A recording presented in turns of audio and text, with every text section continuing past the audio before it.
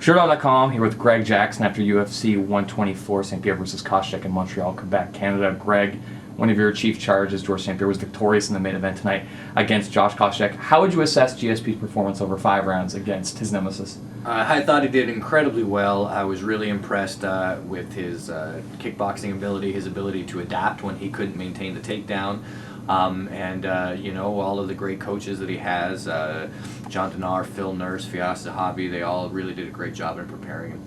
How would you assess GSP carrying out the game plan that you guys set forth from him? Is there any things that you think he did exceptionally well, anything that you think he fell short of what you would have considered ideal heading into the fight? He listened really well. We wanted him to jab. We wanted him to set up those big punches and big kicks that he was landing, and so in circle. It became evident pretty early on in the fight. I think it was right at the end of the first round that Koscheck wanted to force the action at the end of every round and get a takedown to win the round. So circling became the order of the day, and making sure that we kept that jab in his face. So that he couldn't really take over the rhythm and the timing, and it worked out really well. Props to Koscheck. I think he's a great fighter. He can take an amazing amount of punishment. George hit him with shots that would certainly knock me unconscious quite easily. So it was I thought it was a great performance, and it's just a clinic. A lot of people thought that Josh Koscheck was perhaps primed to be knocked out by St. Pierre because he had such an advantage on the feet, and there was considerable pressure on people from imposing on George from the fans and the media side, asking why can't George St. Pierre, one of the best fighters in the sport, finish off some of his opposition. How important was the finish to you and the training staff, and how important do you think it was to George? We try to finish the fight because that's going to get us the safest way out, and that's the truth. So we try to finish the fight. Koscheck is not an easily finished person. What you have to understand is it's not bums going up against George St. Pierre. He doesn't have this cadre of guys they find in a back alley. Why can't he beat this guy? Josh Koscheck is an incredible fighter. He's been beating everybody, and so and he took an amazing amount. His eyes are closed, the other side of his face is swollen up. So he took an amazing amount of punishment. George tried everything he could to knock him out. George was hitting with right so hard that he literally almost couldn't come back with the left hook because he was putting everything he had into that right hand to try to drop him.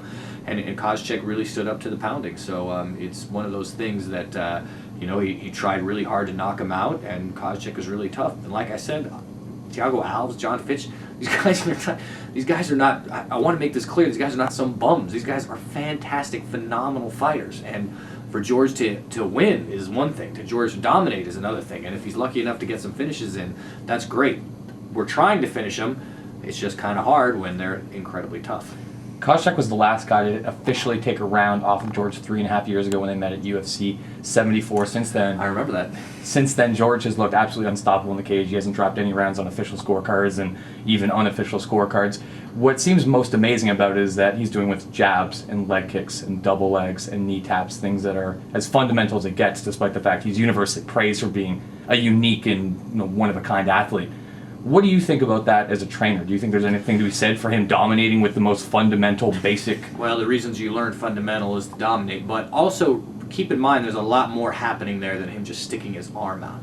There's fakes, feints, subtleties on timing, subtleties on rhythm. There's a lot happening, and people like Phil Nurse, who's just a phenomenally creative striking coach, really adds a lot to GSP's game. And listen, the guy that spends the most time with him, Firas Zahabi, by far, is an incredibly intelligent coach, and so he's able to take George's basics and George himself as well, and give him just a little bit different look, a little bit different timing, and give George the ability to dominate like he does. Dana White has indicated that George St. Pierre's next defense of his welterweight title might be Jake Shields. Do you have any sense that will happen in Toronto come UFC 131? And how would you feel about that from a training perspective, an event which ostensibly would be even bigger than this one, which looks to be one of the biggest for the UFC in quite some time? Here's the thing for me. Dana's the boss. We go where he says. The fans enjoy the fights. That's their thing. George enjoys the win. All I care about is the actual process. So if it's on Mars or if it's on, under the ground or wherever it is, it doesn't matter to me. All that matters is that my guy tries to perform well, give his best performance, and try to come out on top, and hopefully, make the fans happy with a good fight. So it doesn't matter where that happens. I think it'd be great for Canada to have another giant card here. The Canadian people are just so amazing. They're great fans. For years, people have said Matt Hughes was the most dominant welterweight champion in UFC and MMA history, with another win over a very, very well-respected and well-accomplished welterweight. Do you think that George St. Pierre deserves the title of being the greatest welterweight of all time now? Well, I'm completely biased, so I do. Matt Hughes is a great fighter and a good friend of mine, and I respect him deeply. But I mean, yeah, George is my guy, so I feel that he should definitely have that recognition. The quality of competition that he's fighting is so high. These guys are so incredibly good and so incredibly evolved that, like we just said earlier, to even defeat these guys is an accomplishment. To dominate them is something else. Keeping in mind legacy and history, a lot of people are banging the drum for George to move up to 185 pounds and face Anderson Silva. It would be a unique scenario in as much as MMA's never really had a situation where the two universally considered top pound-for-pound fighters in the sport, above and beyond everyone else, would fight one another. Do you think that's a feasible matchup, and how do you feel about it as one of St. Pierre's trainers? Well, I mean, it's up to George and his management, of course. And George has stated this, and I completely agree, if he goes up in weight, I don't want to yo-yo it. I don't want him to go up and down and up and down. It's just not healthy. So if he's going to go up, he needs to stay up in weight. That's completely up to him. Like I said earlier, if he wants me to help train him to fight Superman, then that's what I'm going to do. So, I work for him. And if he wants to go up and challenge himself up there, then I'll do everything I can to help him out. Congratulations on the win, Greg. Thanks again. Thank you, sir.